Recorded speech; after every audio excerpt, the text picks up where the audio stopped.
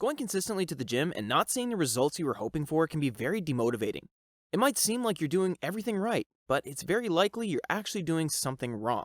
In this video, we'll be listing 5 things that could be contributing to your lack of progress, and at the end of the video, you'll know exactly why you're not meeting your desired outcome and what you can do to finally start seeing the results you've been hoping for. Number 1, you're not training hard enough. The first thing that could be contributing to your lack of progress is the fact that you're simply not training hard enough. You might think you are, but you're likely not. Even if you're doing multiple sets per muscle group in every single workout, you're very likely not training to failure.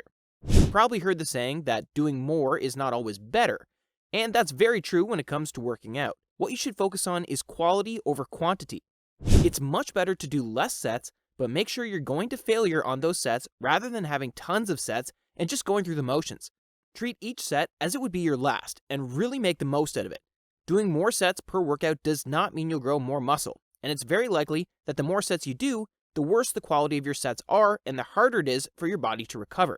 If you would be training hard enough to really reach muscle failure on your sets, you wouldn't have the energy for 20 sets per muscle group each workout, and 50% of your sets would be so-called fluff sets where you're mostly just going through the motions. What we recommend instead of doing tons of sets per muscle group each workout is to do 6 to 8 sets per muscle group each workout instead and make the most out of each set.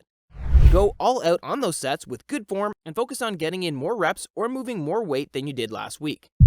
Number 2, you're not recovering from your workouts. As we said before, more is not always better. Going to the gym 6 to 7 days per week and absolutely annihilating your muscles makes it almost impossible to recover as a natural lifter. Your rest days are just as important as the days you work out. Your muscles break down when you train. They don't grow inside the gym. They need their time to recover so they can get stronger and bigger. And if you see your strength going down each week, you're very likely not recovering enough. What you should do is find how much recovery you need. If your strength isn't improving each week or month, you need to slow down and increase your rest days each week. If you're training 6 days a week, you're very likely not getting enough rest for your muscles and should try decreasing your workouts to 5 days.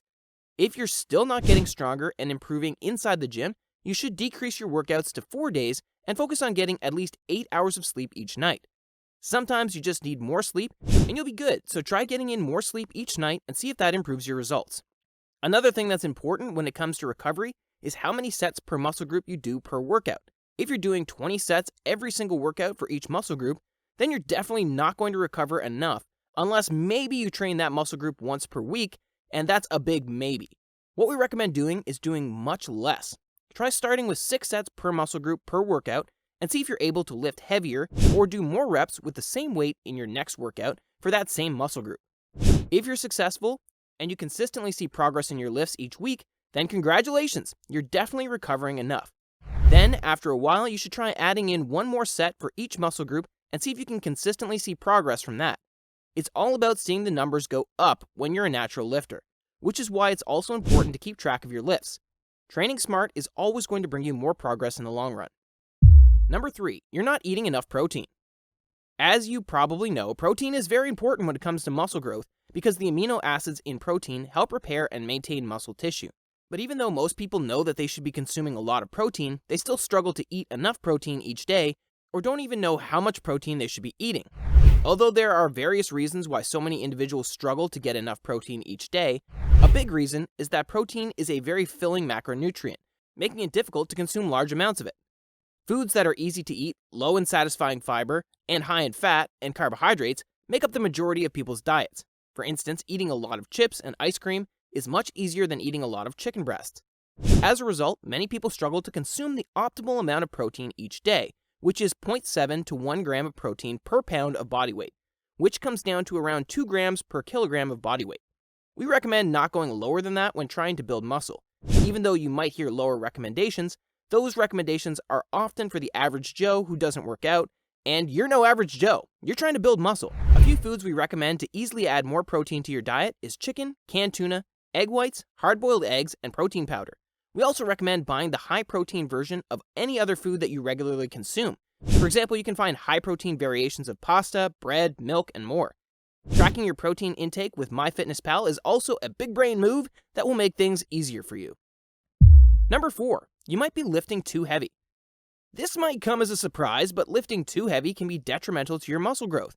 You see, lifting heavy in itself isn't bad. It's actually great. But lifting too heavy is not good because that often goes hand in hand with bad lifting form and technique. Picking a weight that you can lift but not control decreases your muscle activity and the overall tension you get when doing any exercise.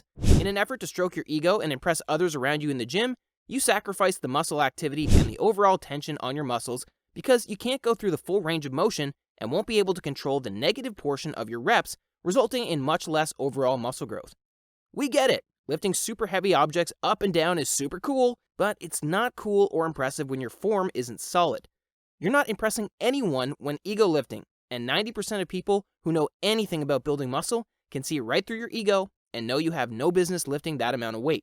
Lifting too heavy also increases the risk of injury by a tenfold, and you can't build much muscle when injured, can you? So leave your ego at home and focus on giving your muscles the right type of stimulus with good technique. Your future self will thank you for it. You're too focused on what other people are doing. A popular saying by Theodore Roosevelt goes something like this: comparison is the thief of joy, and it couldn't be more true. Focusing on what other people are doing and comparing your progress to theirs is something you should never do. Looking at other people that have come further than you and thinking you might be doing something wrong is sometimes logical thinking, but most of the time, those people have been training for a much longer time or are injecting themselves with PEDs. Sometimes other people just have superior muscle building genetics, and that's just how it is. But comparing yourself to other people that have come further than you is never going to help you reach your own goals unless that comparison serves you as motivation. You're on a mission to become better than you were yesterday.